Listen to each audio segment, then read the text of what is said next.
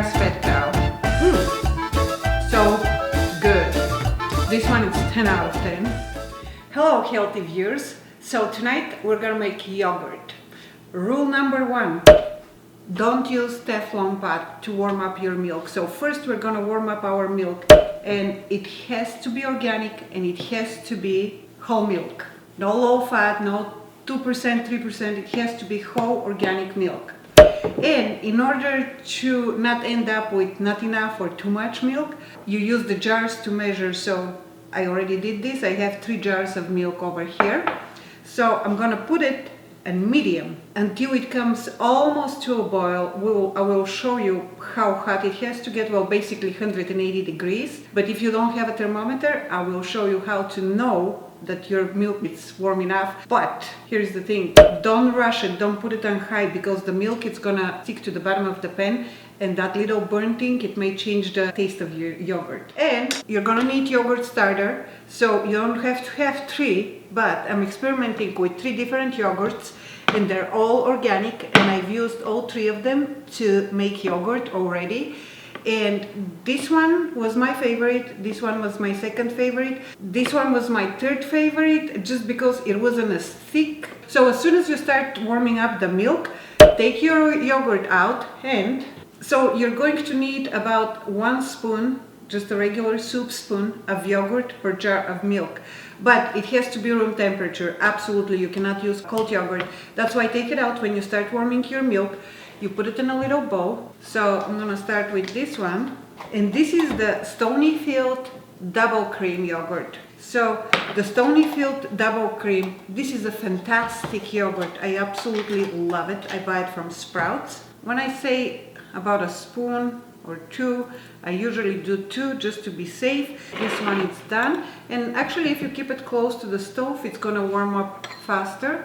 This is a grass-fed organic milk. This one, it's really good too. And for those of you who are Bulgarian, please don't leave me negative comments about the fact that the Bulgarian yogurt is not my favorite. I love it a lot for certain things, but if I'm gonna make like a cucumber dill and garlic salad, I prefer to have thicker yogurt. This one I use for smoothies, to mix with nuts and apples, or make the summer yogurt soup, which I don't have a video on that, I have to make it. Bulgarian yogurt is fantastic, and actually it's way more beneficial because, as you can see over here, it says probiotic. So, and now the Bulgarian probiotic rich yogurt. Now I'm gonna wait for the milk, and just be patient, and I'll be right back to show you. Actually, I'm gonna put a thermometer in mine so I can show you the temperature as well, but if you don't have one, it's totally fine. No need to stress over it. I will show you how to figure out when your milk is done.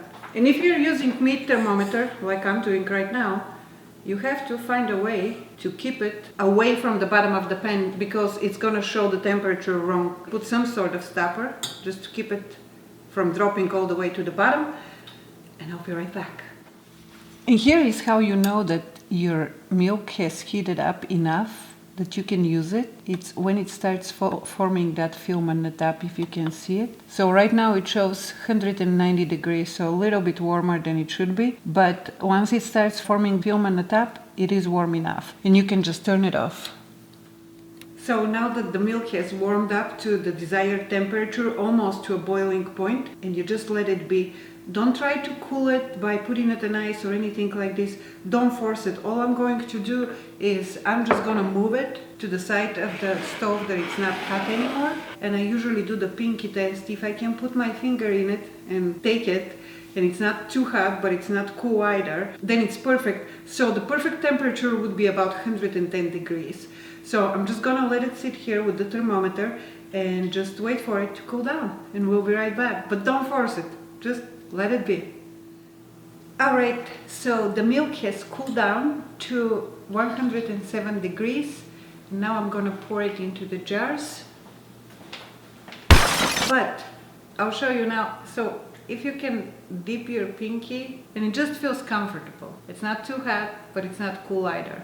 But the best thing you can do is just buy a meat thermometer and use it. So now I'm gonna pour the milk in my jars. We'll try not to spill too much. I'm usually pretty good at it. And we're not gonna fill the jars all the way up to the top because we have to add yogurt, our starter yogurt. And it has to be no more than 110 degrees Fahrenheit. I'm speaking Fahrenheit here.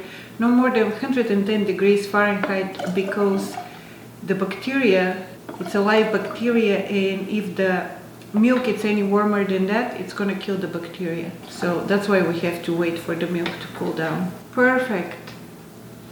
And you see the milk didn't burn on the bottom. I had it burned a couple of times, and to be honest with you, I didn't feel any difference in the taste, but a friend of mine that makes yogurt, well, his wife does, he told me that he can taste it, so I don't know, he might be just full of BS, but I'm gonna use this rubber spatula so I can get all the yogurt in. And the last tip I'm gonna give you, it's gonna be here in a minute.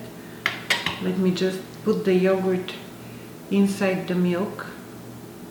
This is the grass-fed. Now, a very important part. When you start mixing the yogurt inside the milk, do it very slowly because we want to mix the yogurt nicely inside the milk, but we don't want to disturb it too much. And now the grass-fed, because we want to keep this live bacteria nice and comfortable. And now the last step, so I'm going to close each one of the jars. And actually these two jars I bought from Bulgaria. There you can see it, Bulgarian sheep yogurt. This one was buffalo yogurt. I brought yogurt all the way from Bulgaria to the United States. Now, you have to keep the milk or the future yogurt, you have to keep it in a warm place. So, and somewhere where you're not gonna disturb it and you're not gonna touch it and you're not gonna move it at all. So, I'm gonna remember now, and I'm not going to remember, so I'm gonna write it down. So this one will be Stonyfield Farms. This one is the grass-fed, and this one, the last one, I'll remember that it's the Bulgarian one. So I'm gonna put them in a warm place. So over here in this corner, I'm gonna put all three jars together, and then I'm gonna cover them with the blanket. And then I'm gonna put another blanket over them just to make sure I keep them warm. I'm gonna let the yogurt stay here for about 10 or 12 hours. And right now it's 10:40 at night. I'm gonna go to bed and I'm gonna get up 12 hours from now. I'm kidding. I'm gonna get up about 8 hours from now. But I'm not gonna touch the milk, so don't touch it. Don't look at it. No need to peek and see what it looks like. Don't move it at all. Don't even think about it. Just go to bed. That's why it's good to start your yogurt about 2 hours before you go to bed. So then you put it there, you go to bed, and you forget about it until the morning. And I'm gonna go get some sleep, and I'll be back in the morning and show you my yogurt. Good night.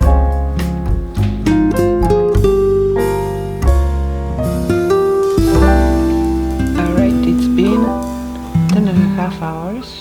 So I'm gonna uncover the yogurt and see what is going on here. It's looking good. Okay, now I'm gonna put it in the refrigerator.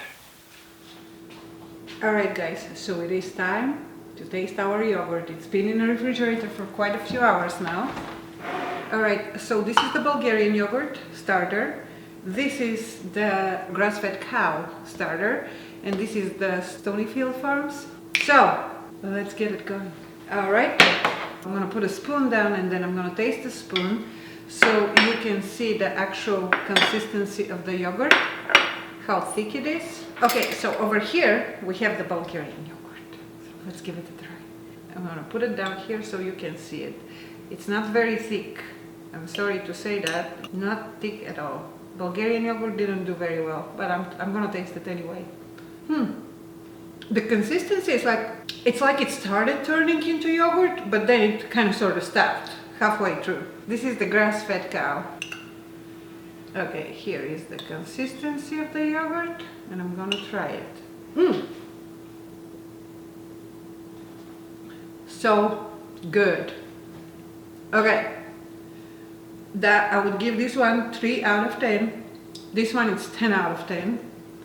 And let me see this one. This is the Stonyfield Farms. Okay, pretty thick, you can see. And I'll give it a try now. I gotta say, 10 out of 10. Really good. And now I'm gonna bring the camera closer You can see the consistency yourself. Very disappointed with the Bulgarian yogurt. Very disappointed. Alright, here is a close-up of all of the yogurts. I mean, the Bulgarian yogurt is just not good. Not good. And here we have the grass-fed cow. That's really good. And over here we have Stonyfield, really good as well. You see, it's pretty thick, and it tastes really good too. 10 out of 10, both of them. So if you guys like this video, please give it the thumbs up. If you have any questions, put them in the comment section and I will answer them. And yeah, grass-fed cow and Stonyfield Farms. Very, very, very nice. Very nice. Bye guys.